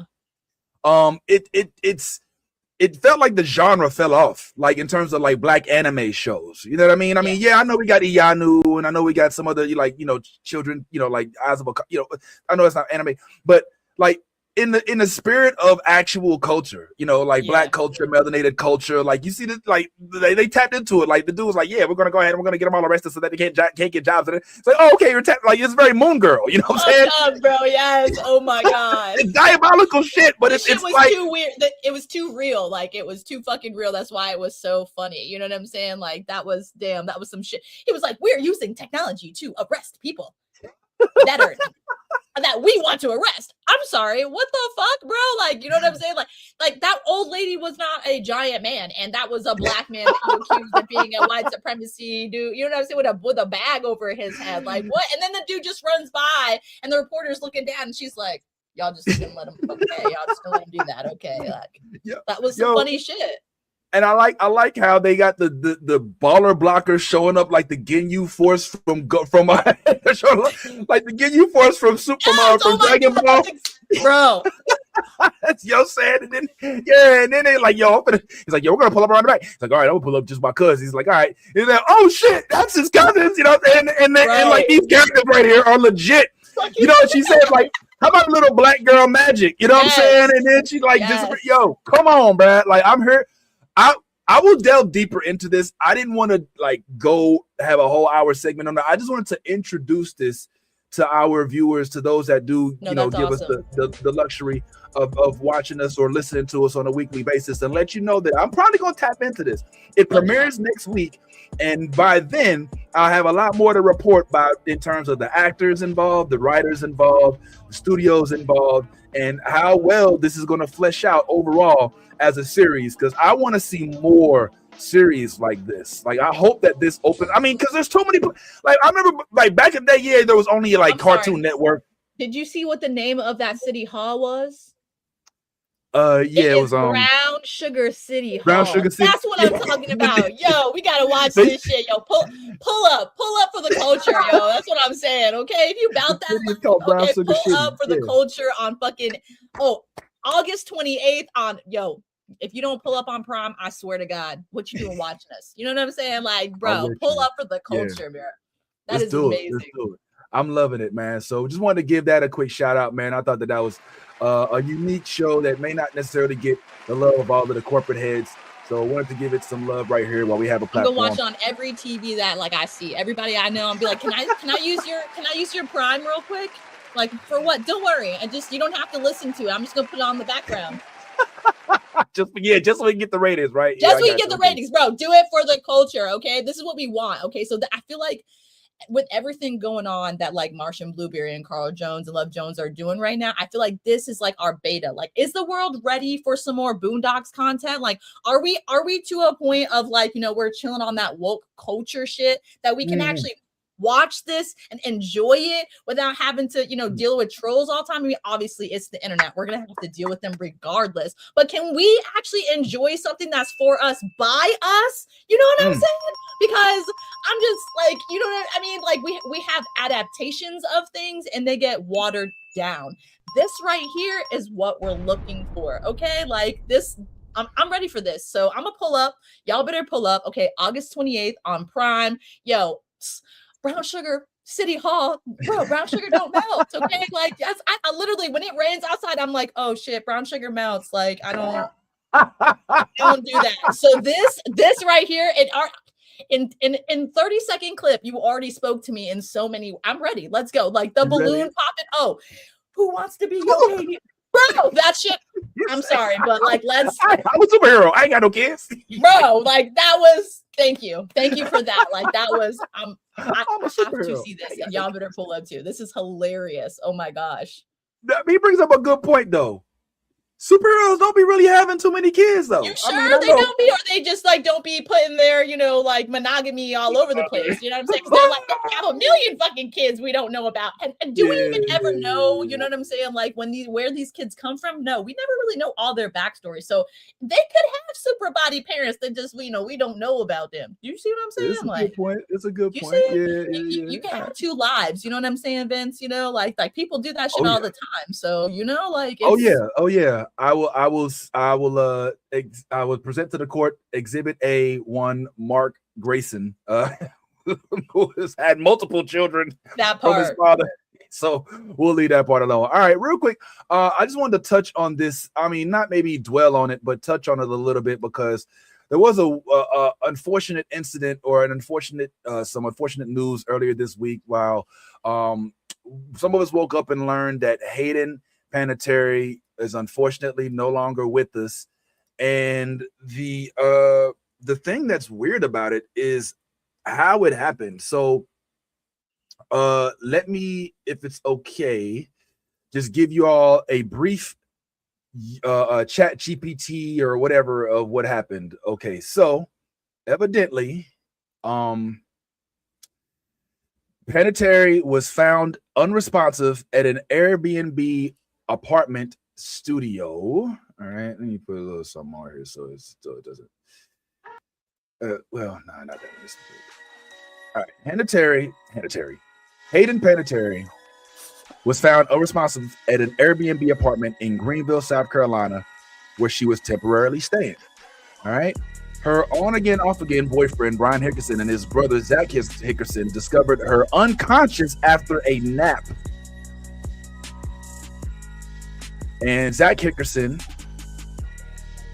stated that Brian administered Narcan and opioid overdose reversal medication, and they performed CPR until emergency medical services arrived. All right, first responders attempted advanced cardiac life support measures, but resuscitation efforts were unsuccessful. She was pronounced dead at the scene at 2:32 p.m. According to Greenville City Police Department, there were no immediate signs of foul play or trauma. However, due to circumstances and a bag of medication turned over by Hickerson, the federal DEA joined the local police to assist in investigating the death. Panettiere had been openly candid about her long battle with substance abuse and addictions, topics she heavily detailed in her memoir, This Is Me, A Reckoning, published in May 2026. Following her death, filmmaker Griff Fuss, who directed her in one of her final projects, revealed that the team had recently been discussing organizing an intervention due to concerns over sobriety on set. So yeah, Hayden Panettiere, it feels like, may have overdosed, unfortunately. And for me, but she also had heart condition. Like her and her brother like died like within the last, I think it was like less than a decade, for heart condition issues. So they had like history of heart conditions.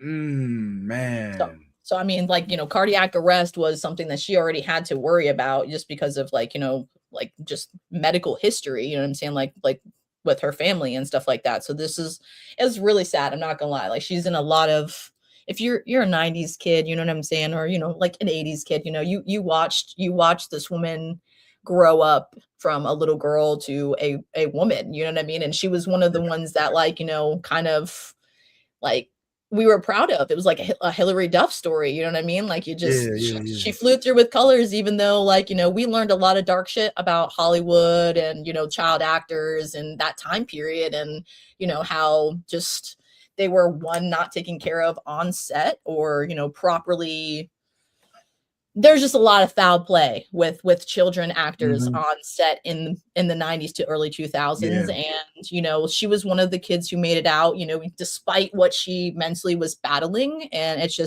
sad to see, just I mean, she's 36, I'm saying that's only a Yeah, couple man. years older than me, you know what I mean? Like that's it's heartbreaking, you know what I mean? Because she's literally at the pinnacle of her life. You know what I'm saying? This is when life starts getting more fun and like interesting. And this is where you start learning more about yourself. And she unfortunately is not going to get to experience all that life has to offer her. So I'm feel bad for her parents. That's such Oh my just a God. hard, you like think of like, not only one child, but now two, and they died just, in their 30s. It's super sad. So Hold on, wait.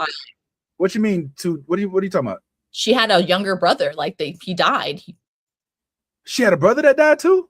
Yeah, he had a heart condition that he died from like a Oh couple my years ago. God. So just think about like, Oh, yeah, wow. and so that's literally like, and she had a similar like, heart condition. So it's just really sad. Like she was dealing with, the grief of losing her brother and just, just substance abuse and just, just a lot of things in life, that we don't talk about and don't publicize, what I'm saying, as human beings. But like, we all have a battle we're fighting on the inside with ourselves. And unfortunately, that battle won the other day. So yeah, it's a very unfortunate story. And I hope that we get to a point in Hollywood where we can talk more openly about mental health and, what I'm saying, the battles that we don't showcase, because I mean, we're losing such great inspirational people because of that. You know what I'm saying? Like, so it's unfortunate, and it's heartbreaking, and I hope she rests peacefully. I hope she's finally reunited with her favorite person, which is her brother. So I hope she's finally at peace.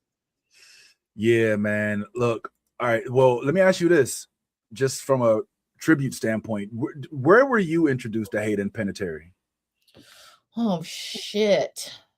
While you're thinking about it, I'll tell you my Go rendition. back. I personally met, as I said at the open of the show, I didn't meet her, but I began to kind of know who she was from Heroes. I mean, Heroes was such a dope show to me. It was for sure. It's one of the few shows that did not have origins from some sort of huge comic book background. It was a dude who had an idea and made a show out of it. And it actually ended up working. And it was an extremely diverse cast. I mean, it was a black dude on there who could like turn invisible, and he was married to this girl who was this white lady who had like an evil twin in the mirror. You know what I'm saying? And like and Hayden Panettiere's character, if you all recall, she was essentially unbreakable, right? She was jumping off of like high ass, like buildings and shit, and videotaping it. And that was the beginning of the series. Like she was seen jumping off of a building and landing and getting up, and like it was no big deal, like crack, crack, crack, crack. You know what I'm saying? Kind of like, like Wolverine, like healing powers to an extent. And Hiro Nakamura was this dude who was like a time traveler, but he was learning his way and he didn't know how, and he had a sword. And it was just such a dope show for a show that did not have a lot of source material for you to complain about it not matching up with.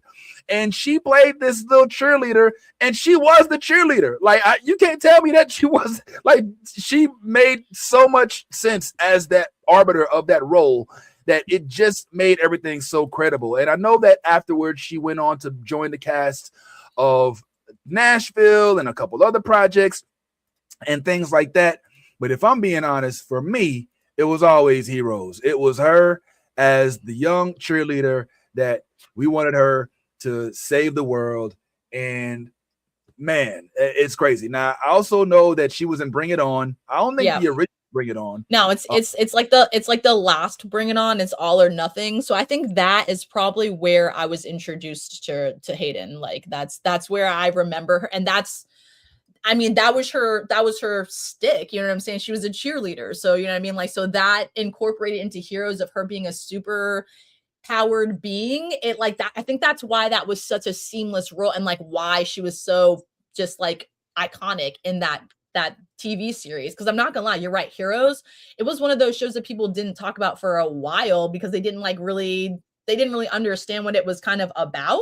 They didn't understand that it was humans that are super powered beings, you know what I'm saying, that are like, Right. you know, like they're becoming like what our superheroes are today, basically. Like they're formatting and making like what we know superpower, or like super beings, you know what I'm saying, to be. So it's just like they didn't have a fucking manual or nothing. They just woke up one Right. day, this is how life is, and now I got to figure shit out, you know what I'm saying? So this was a really God, man, she's been in a lot of things that I've watched, like the Ice Princess, like, yeah, like, I mean, my adolescence, you know what I'm saying? She was a really big part of it. And it's just, it's sad to see this much talent just, you know, not be around anymore. It's like, it's another, Brittany Murphy type situation. It's just, it's sad, you know what I'm Yes. saying? Like, it's really, really sad, you know, and we Wow. lose, you know, we lose our youth so young, and we just, there's so many things that we could have done to prevent this, you know what I'm saying? It's just, it's sad. Like, I'm just saying, mental health is a serious thing, guys.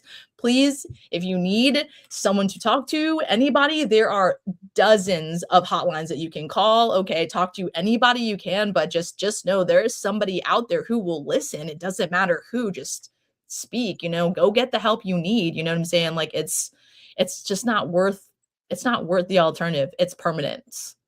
Yeah, man. To that be good stuff. Yes. To that note, let's listen to some of the things she had to say prior to her unfortunate timely demise. I worked so hard to create this incredible life and career, and I burnt it all to the ground. Uh-oh. Don't believe what you see in a picture. There's so much more going on. So much more. For the first time, I was able to put into words what has been going on for the past decade. I was going to ask if I could read it. I'd really appreciate that. Okay. All right, so that was obviously a preview for a podcast that's not ours, but the purpose was to just show that she has a lot of vulnerability, and she did open up about it. From what I understand, I'm not going to sit and flodge and act like I read it, but on a book that she did release this year, which it sucks that she doesn't even get to see the success of the book, because I can tell you right now, without any qualms telling you this, the book about to sell off. The book is about to sell off. Now that she has passed away, it's going to make so much money for somebody. Hopefully her children, because I think she does have a daughter. Yeah. Funny quick quip. Her daughter calls her the character's name. What was the character's name? I forget. Whatever the character from Bring It On was. That's what her daughter called her. She didn't call her by her mom. She called her like Brittany or whatever her name was. Yeah, it's Brittany. That's hilarious. So I thought it's interesting. But yeah, man, this one thing about this real quick, and I know, and I don't want to, I know she blonde hair, blue eyed and all that, but when we lost like Malcolm Jamal Warner and we lost like folks like well ahead of their time, we always think, then did we really appreciate them? The one thing that I want to say about Hayden Panettiere's situation is that it spotlights how you have no idea what your future holds, no matter how well you work to dictate it. All right, here's a young lady whose future was pretty well, if what it sounds like, was pretty well on a platter, at least to an extent. That's what it seems like to the general public, right? It feels like here's a young, let's say, attractive young lady who has clout because she's been on multiple shows that have had longevity, all right, who was on breakout series and could probably starred in a Frozen live action movie at some point in time. But what you see on her IG did not represent what was going on in her head. Her mental space, like Yaz was saying, was not one that she did openly speak about until she had a book. So when you're looking and scrolling while you're in your bed through Instagram and you're seeing the lovely lives of your friends and the people that are doing so much better than you and have what you don't have, just realize that's just a picture. That's a video. It's a reel. It is not reality, because what's reality is going on in her head, in their head, and that may not necessarily be the same thing that this displayed on their IG page. Another thing this did, Yaz, is it kind of made me think like, damn, man, there was a point in time where I was so set on the future. Like my early 20s, mid 20s, I was like, look, man, by the time I'm 30, 40, blah, blah, blah, I want to have this, and I got to make sure I do this. And then there came a point where I was like, yo, I don't know if I'm going to be here tomorrow. Actually, I'll share this. I don't want to take too dark of a term, but I lost a friend in 2000, January 18, 2000. He went missing, still missing to this day. We went to college together. We went to Florida A&M. We decided to go together because when I moved to Florida, he was one of my first friends down here. We were in the band together. We used to go to the Florida Classic together. We decided to go to Florida A&M together. After my sophomore year, he went missing. It really fucked me up. Like just nefariously went missing? Missing. I mean, they found his car on the side of the road. He had purchased a gun 2 days before. We don't know anything else. You know, it was on 60. It was the whole thing. It's on my IG story. It's Roy Greg Brooks. If anybody wants to look at my highlights, the whole story is there on IG. Sorry. That's my head up because in my mind, as a young 20, 21-year-old boy, I'm thinking like, yo, I'm gonna live forever. And then one of my closest friend just goes missing. I automatically went from I'm gonna live forever. Let me plan for the future to I'm not going to be here tomorrow. You know what I'm saying? Like it didn't happen overnight. Like it was a gradual, like, why am I trying? I'm not gonna be here tomorrow. You know, I'm not gonna be here in the, like it just kind of, and I had to, over the last 10, 20 years, find the balance between like, yo, I'm not gonna be here forever, but I still want to enjoy the time that I have here and not allow it to just completely be. So like right now, that's why y'all call it white people shit, but that's why I travel so much. That's why I do so much crazy shit, because I'm like, I don't know if I'm gonna be here. You know what I'm saying? Like I'm serious, yeah. I'm like, I don't know if I'm gonna be here. I don't want to be on my deathbed and be like, man, I should have bought that trip. I should have purchased that ticket to Tokyo. I should have went over to Ghana. I should have went to South Africa. I hear that. I should have jumped off that. No, I'm not jumping out no planes. I'm sorry. Don't do that. Please don't. With your track, I'm not gonna lie. With your track record, bro, like I love when you do. Listen, I love when you do WPS shit because I'm not gonna lie, it's entertaining. Like, please video that shit every time because it's so entertaining. Like, just think about that. All right, yes, the bike. That was we felt your pain. We felt your pain, but leading up to it, it was great content. And then after, when we got to see what happened, I was like, bro, this really happens to people. You see what I'm saying? Yeah. Like, so it's like the reality of it made it funny, but also realistic. You know what I'm saying? Like, hey, when you do stupid shit happens sometimes. You know what I'm saying? Like, and and then dude, when you went to the indoor skydiving and the guy with the yes, bro, like I'm not gonna lie, we love when you do WPS shit and video it. So keep doing it, Vince. If for the viewers, for your friends, okay? It is, bro. I'm not gonna lie, it is spectacular. Okay. Okay. Well, yeah. Well, that's some of the reason why that is because it's like, because I don't want to be very old with overwhelming amount of regret that I did not do things. I spent and also this is another reason why like I don't keep it too careful, because what if I'm one of these people who are like, yo, man, I'm not if I'm like Tom, like I'm not taking no flights, I'm not doing this, that, third, and the next thing you know, I'm gone and I never get it, so like I don't know, man. I just recognize the fragility and the short nature of our lifespans as it pertains to everything. And for that's why I kind of am like, yo, a little bit more adventurous and a little bit more willing to go out and do a bunch of things that I may not should do, or maybe a little dangerous, or maybe even a little expensive or whatever. But I just know once I'm done, once my last day come, and I don't know when that could be, and that's what's freaky. Like my sister don't know shot. I know she's never gonna watch this. She doesn't believe in the internet, But my sister Charlotte, who I'm going to visit next week in Cali. And her kids and all of that. She's a doctor. She's a pediatrician. Her husband is an emergency room doctor, and their life is in bubble wrap, And I kind of admire it for it. It's because she went through 8 years of school, and so she's like, this can kill you. This can kill you. Like their kids still wear masks, and you know what I'm saying? Like it's a thing. But for me, I'm like, I don't want that for myself. Like I don't want to have a limited. Like, watch me lick this shoe. I just walked around outside with. I don't know about licking a shoe, but This what you got to do to get acclimated to the germs. You know what I'm saying? Don't tell you about. All right, real quick story. Like when we went, I took my whole family to visit her at Pasadena like a couple years ago. I love my sister to death. Like I grew up with her, but we weren't. She had just had a baby. She has a new daughter, Amelie, and she has 2 other little boys and an older adopted daughter. And we didn't get to hold them. We had to stand. They stood on the back porch, and they put these chairs like way in the back of the backyard, and they all had masks on, and they came out, and we weren't just allowed to like, yeah, like we weren't allowed to like touch them or hold them or get close to them or nothing. And I just was like, oh my, it wasn't like COVID. It was like 2023. You know what I'm saying? Listen, and I was like, all right, COVID's still a thing, Vince. Okay, she just wanted to make yeah. sure that. You just came on a plane. You got all these germs. Okay, did you shower before you came and try to touch my children? Oh, fair enough. No. Like, true. I mean, I'm not knocking her for it, and not to mention the fact that they are doctors, so they're around sick people all the time. So there's that part as well. But it just made me think, like, man, I don't want to be on my deathbed remembering how I didn't go outside of my backyard because of certain, you know what I'm saying? Like, I want to be. I want to have so many seasons of memories in my head when I'm on my deathbed that I can't even like. It's just like, oh yeah, that's right, we did.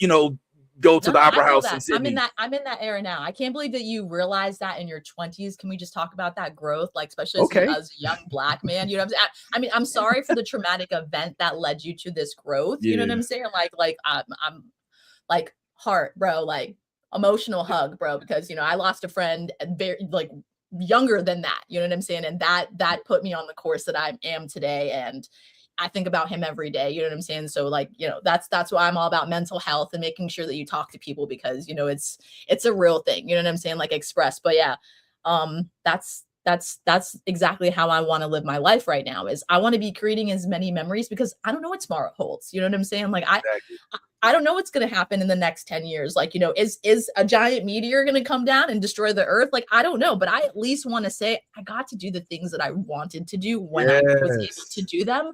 And I did them to the best of my ability. And I loved every moment of it. You know what I'm saying? You can make money, you can, take trips, but it's the memories that you take with you and that you hold forever. Don't hold that shit for granted. You know what I'm saying? So no, I feel that, Vince, like 100%. Like that's what kind of era I'm in right now. So like, you know what I'm saying? Like I'm just skirting into that era. It's like, you know what? I could work all damn day. I could work all week, all year. But did I make any memories? Did I actually, you know what I'm saying? Like, so it's, you know what? Money comes and goes, bro. But like doing the things that you love with the people you love, that's the real treasure, dude. Like, fuck that shit. That's what life is about. Yes, it is, man. And I appreciate the fact that you recognize that. Thanks for the kind words, man. And it's a struggle, but it's all to the good, man. And I'm happy that we're in the same space. All right, well, just to start wrapping up, I mean, we don't have to stay here the whole entire time. Let me just go ahead and, if it's okay, let's go to the chat room and let's see what they talking about over here because it feel like y'all talking shit. Oh my God, can I start with this first comment real quick? Hold on. He said, yes, I'm a sneakerhead and I would never. You would never? Yes, you He's would. talking about Whatever, take the Mike. shoe off.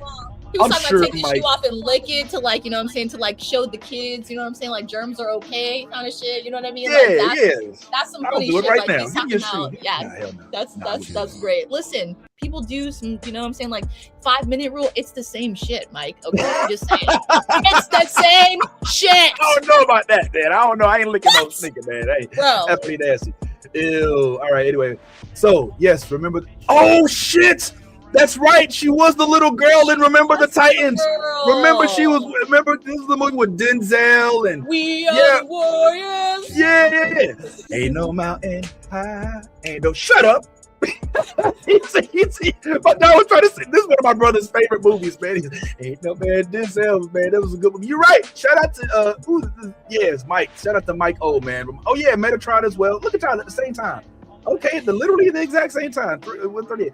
Okay, for you it's Law and Order SVU, then Heroes. Okay, so Law and Order SVU. I didn't know she was on Law and Order SVU. I didn't know. I didn't watch Law and Order. So that's one of the. I don't know. It's just I don't know. I don't watch it. I'm not into that. I don't know why.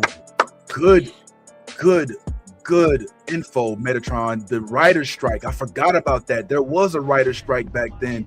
I don't know, but was it that killed it? Because I feel like it was starting to fall off too at a certain point. Like it was getting stale after season 3. It was getting really, but that was before that though. Like this shit was Heroes. If you do the track record, Heroes was going on for like. Hold on, I'm gonna tell you right fucking now. Actually, hold on. Okay. Heroes went on for 2006 or 2010. So like, just think. I think when it got to like after season 3, that's when shit. Like after season 2, shit started falling off. Like that's when I remember like. Yeah, season 2 was yes. It was agreed. gas, yeah. But then when 3 came, it was like, okay, we're starting to fizzle out. You know what I'm saying on our fire here. So yeah, I mean, but that makes sense.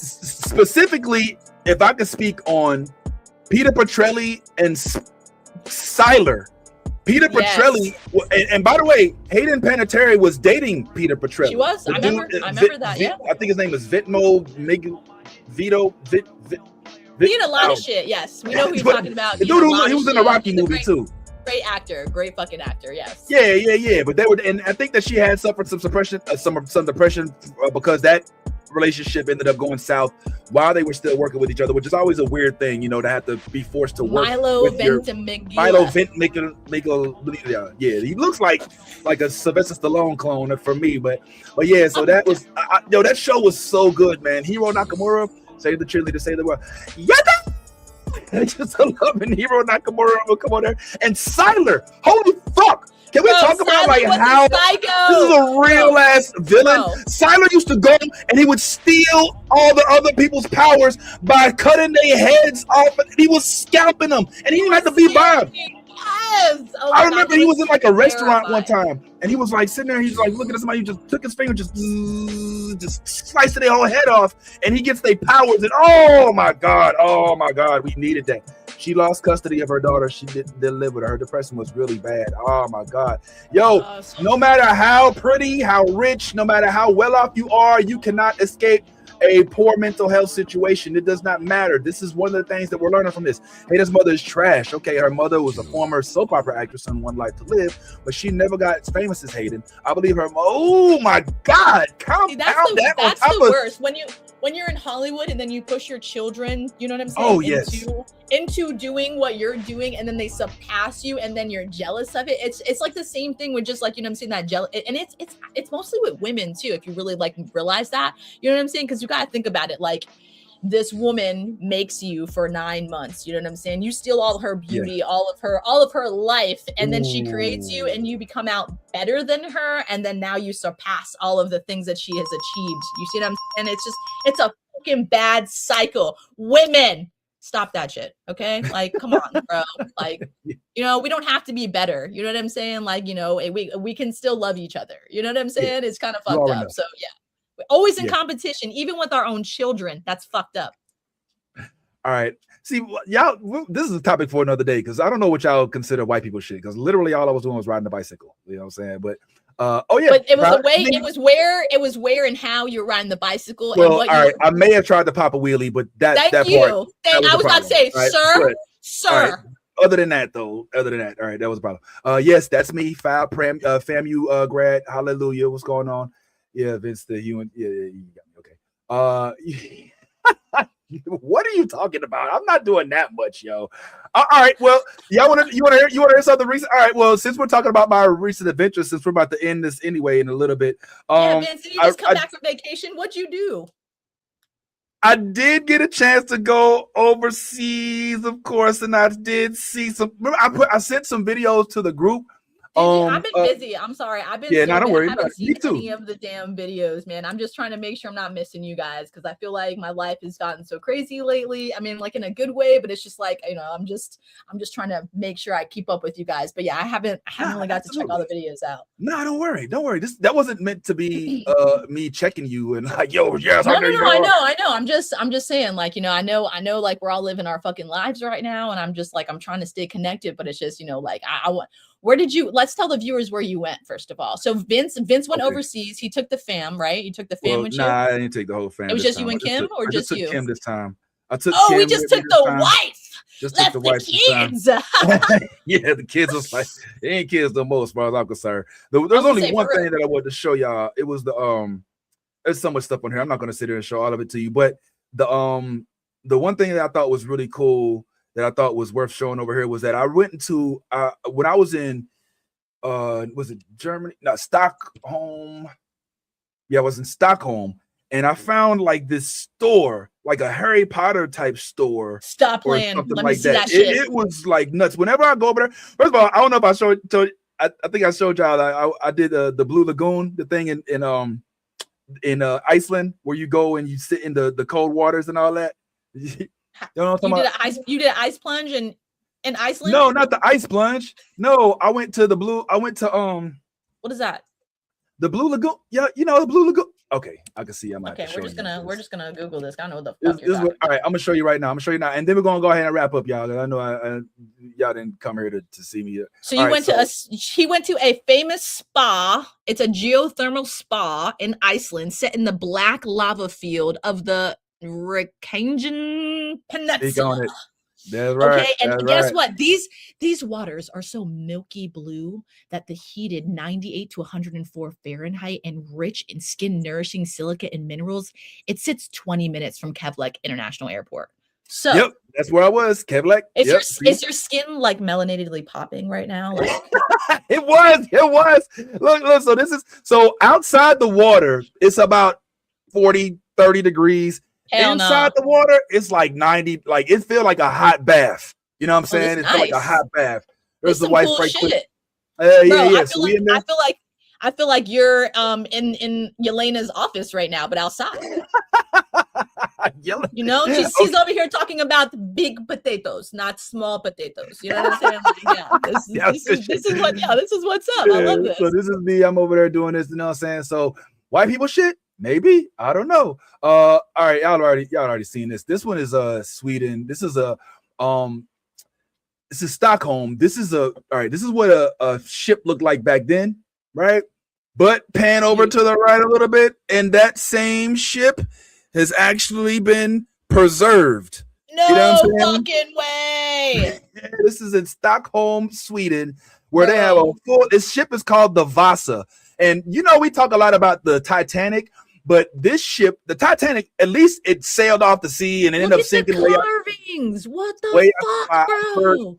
This ship, they spent months building it, and it got right off a pier and sank. Like they watched it sink from the pier, and like it's sad because hundreds of people died. They were at the very bottom of it and all that. But they finally recovered it like earlier in the 19th century, in the 20th century, and so this was a part of that. So I thought that was pretty cool.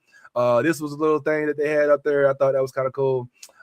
This is a palace. This reminds me of like the Queen of Hearts, like Alice in Wonderland type shit. You know what I'm saying? Off of their head vibes. Yeah. Yeah. Out in the courtyard, playing with the geese. You know what I'm saying? Like doing a little golf. You know what I mean? With the hedgehogs type shit. Yes. Go get my ball. Yes. Yeah, man. A lot of this stuff. Yeah, so it was a lot of this. And yeah, there was a good bunch of this stuff, man. One of the things that I thought was kind of funny was like when we were in Iceland is like one of the places where the sun doesn't go down. It's like so it was like on all like 24 hours basically. So you had to have like night shades and shit, right? So basically from like it doesn't get dark. I'm putting dark in quotes until like 11 p.m. and then the sun rises at like 2 a.m.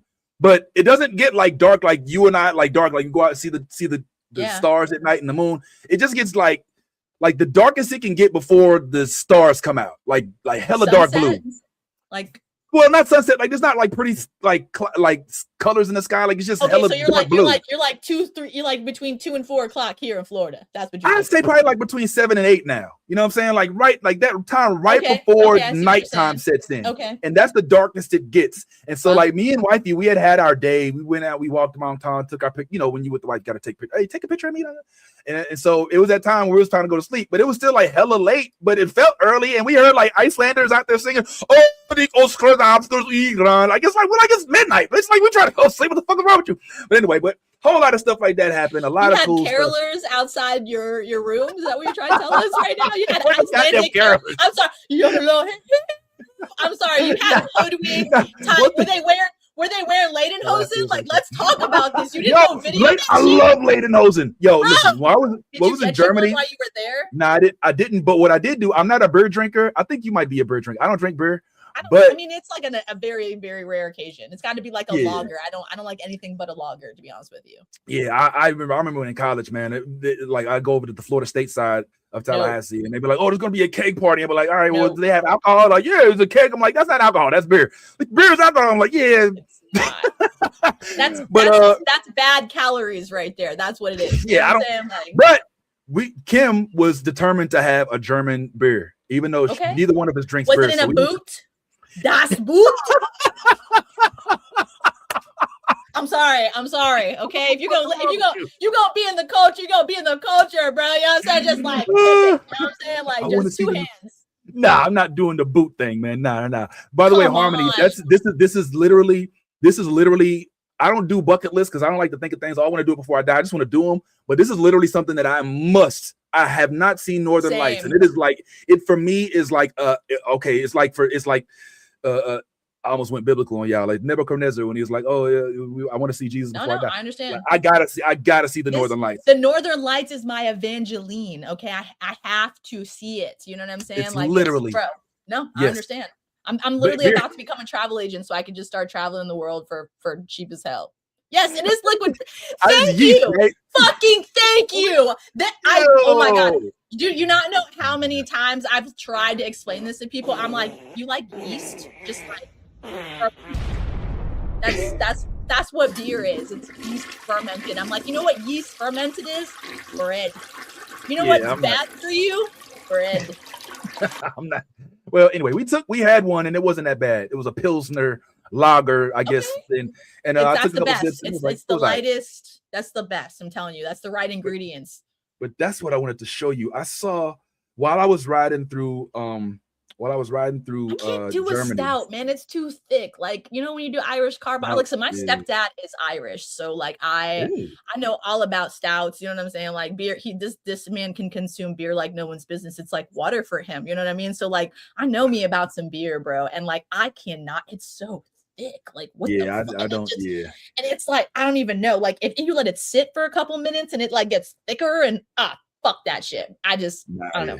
I can't do it. I literally cannot. Well, this is the only thing I wanted to show you real quick on the way out. By the way, I did want to talk a little bit. I won't do it today because my homie didn't pull up on us, but Strange New Worlds it's out right now.